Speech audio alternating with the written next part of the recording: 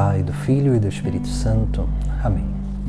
Assim como no nosso último vídeo, nossa última reflexão, nós falávamos sobre os efeitos da vida de oração na alma, que são efeitos bons, né, que acontecem na nossa vida interior.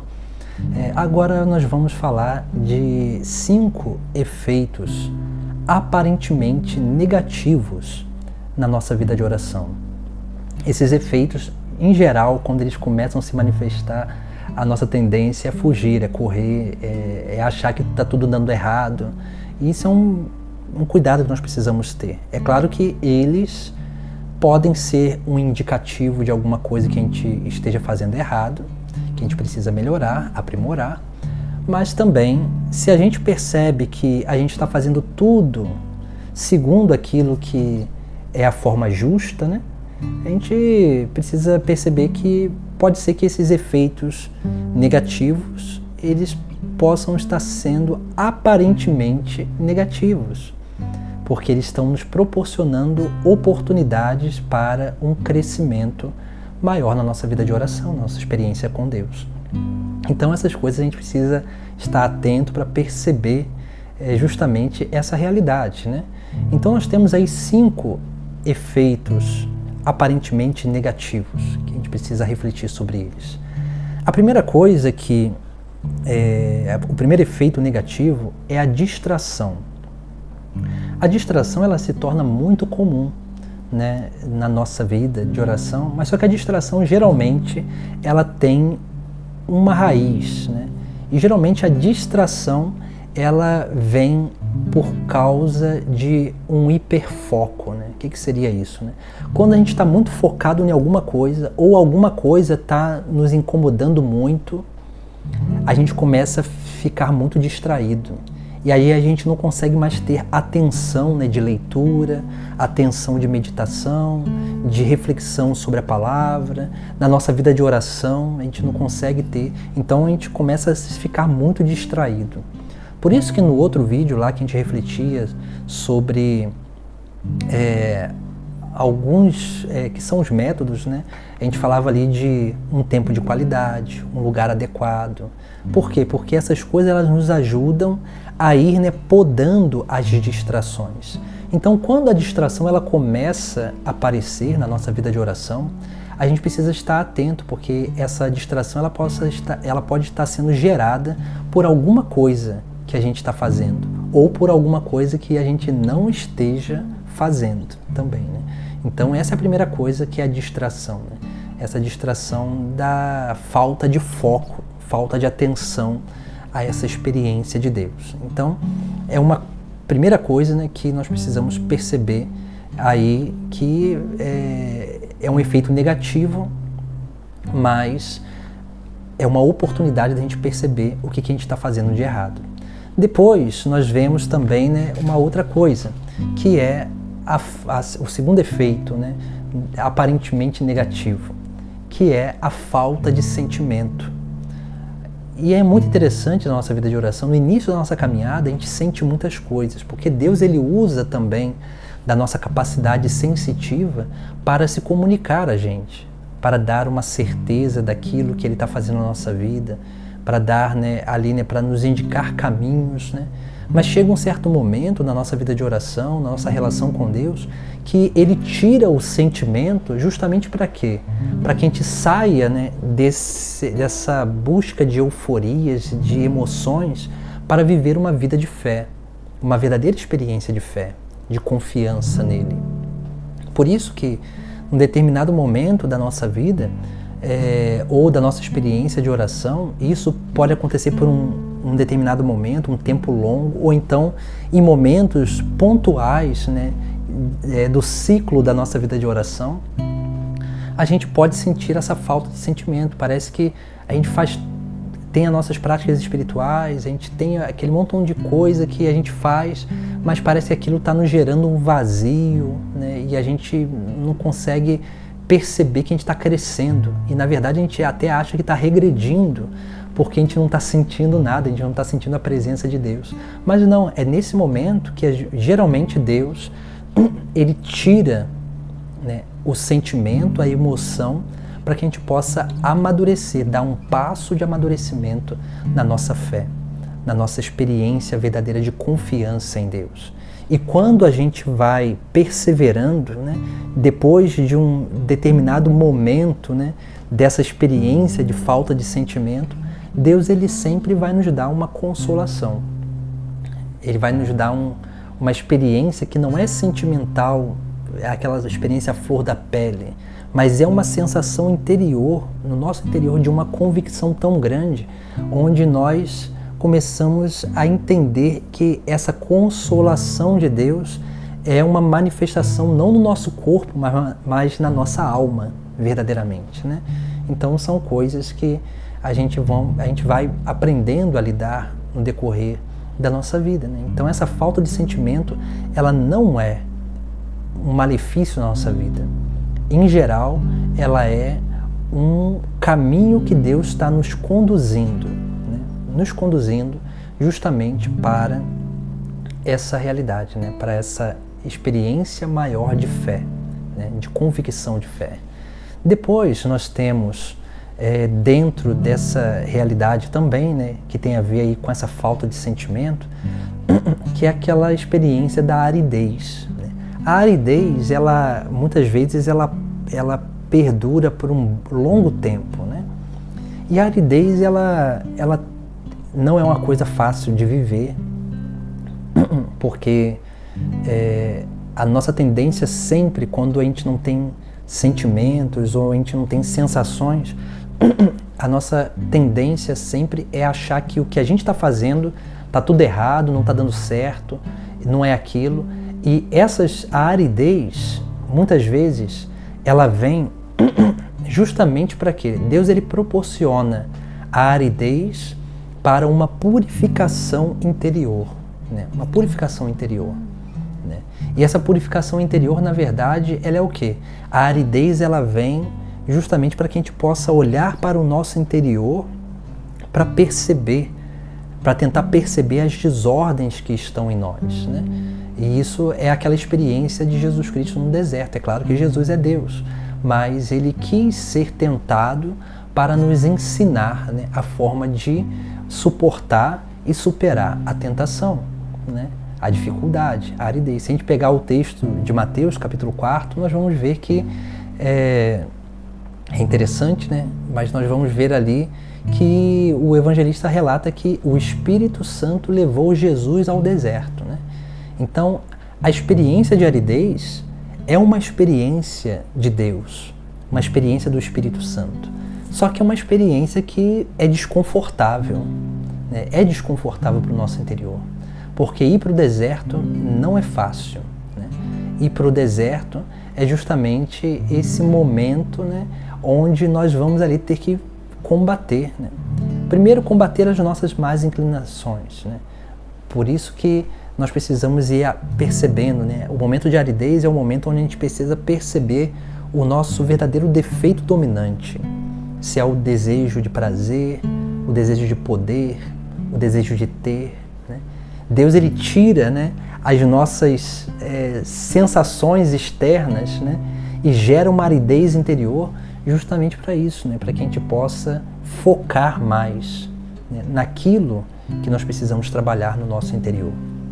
Então, na verdade, a aridez ela é uma sensação ruim, ela não é fácil de viver porque gera um vazio muito grande, né, no nosso interior.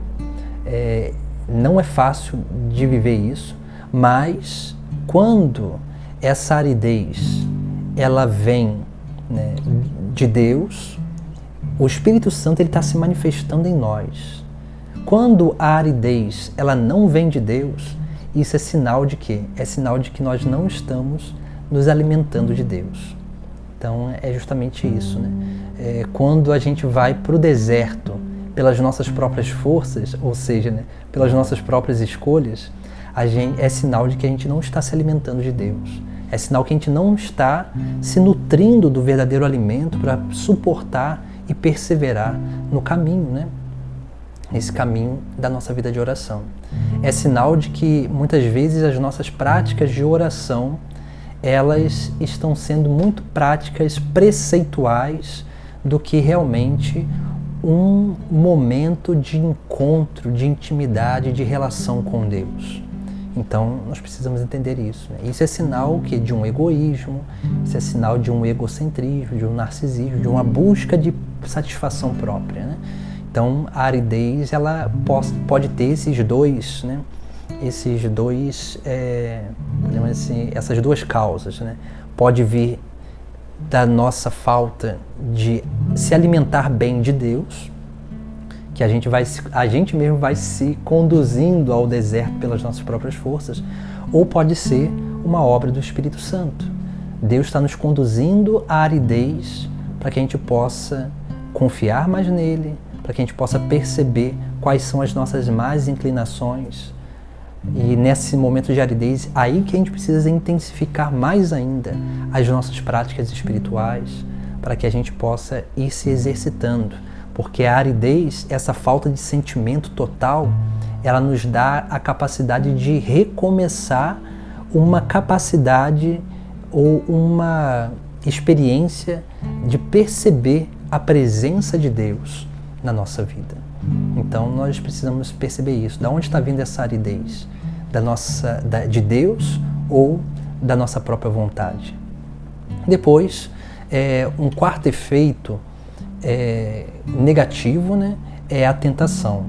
As tentações, elas são muitas vezes, né, intensas, né, porque a gente pode viver, né, uma tentação e quando a gente não combate bem essa tentação, muitas vezes a gente pode ir alimentando ela, né?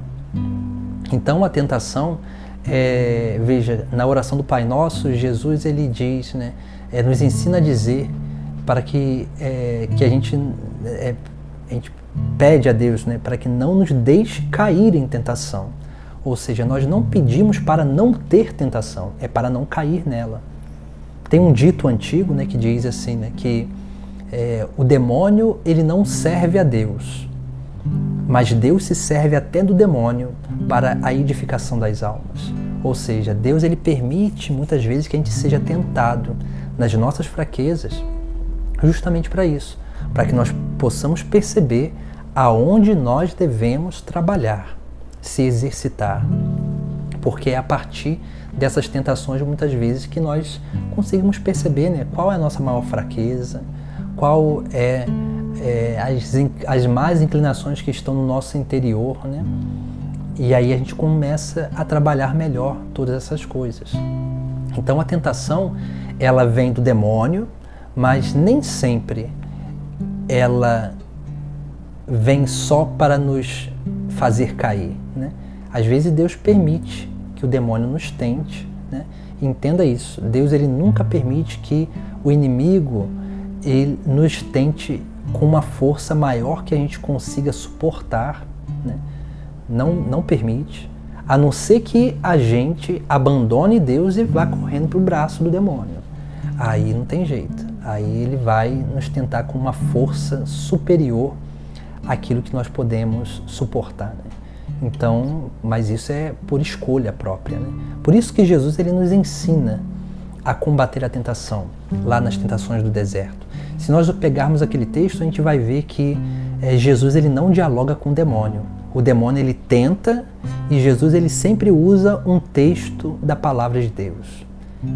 É como se ele respondesse, não o demônio, mas ele dialogasse com Deus. A resposta do demônio, na verdade, é um diálogo com Deus. Então a forma de viver, se a gente está sendo muito tentado, a gente precisa perceber se a gente está alimentando aquela tentação, se a gente está alimentando certas relações, ou a gente está frequentando lugares que não possibilitam a gente a viver bem a nossa vida cristã. A gente está dando aberturas para essa tentação, né? Mas se a gente não está dando abertura para essa tentação, Deus está querendo nos mostrar, né, alguma coisa, né?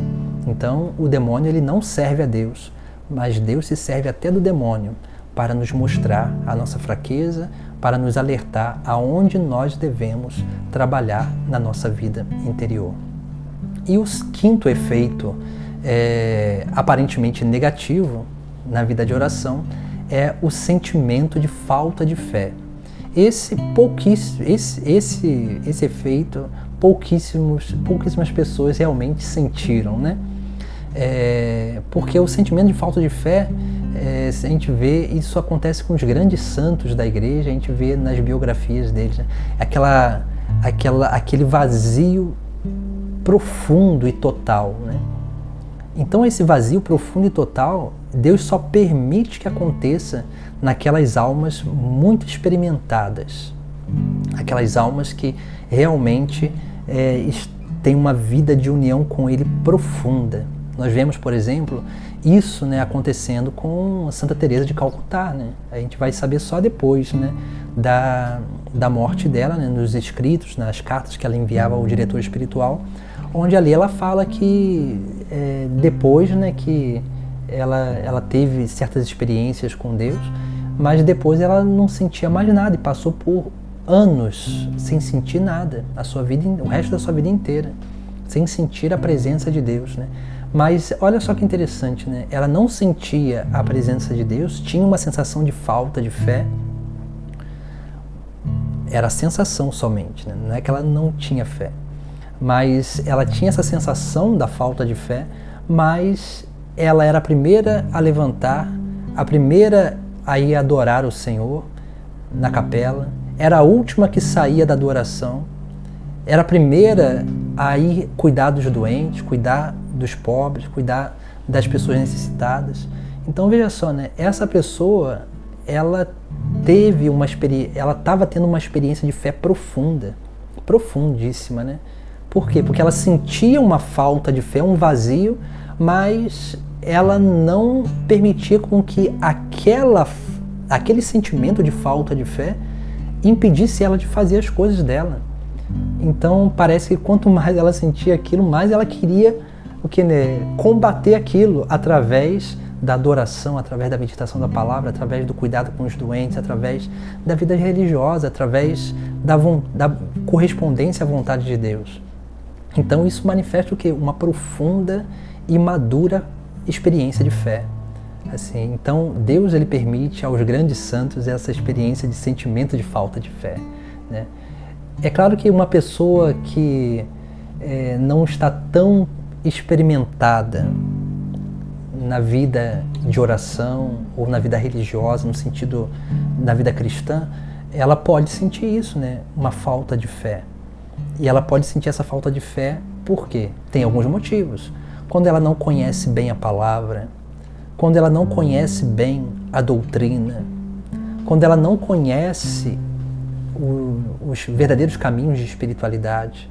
Então, quando ela não tem essas coisas, quando ela não se dedica nessas coisas que ela não tem uma vida de oração, quando ela não se dedica a essas coisas que alimentam a vida interior, é claro que ela pode ter essa sensação de falta de fé. E aí, não é que ela não tenha, né, a fé, porque a fé é um dom teologal. De repente, ela não tem a prática dessa fé. E a fé é dada a nós como uma semente. Se a gente não cultiva, essa semente vai continuar a semente. Aquela passagem que Jesus Cristo fala, né? Se um grão de trigo cai na terra e não morre, ele continua um grão de trigo.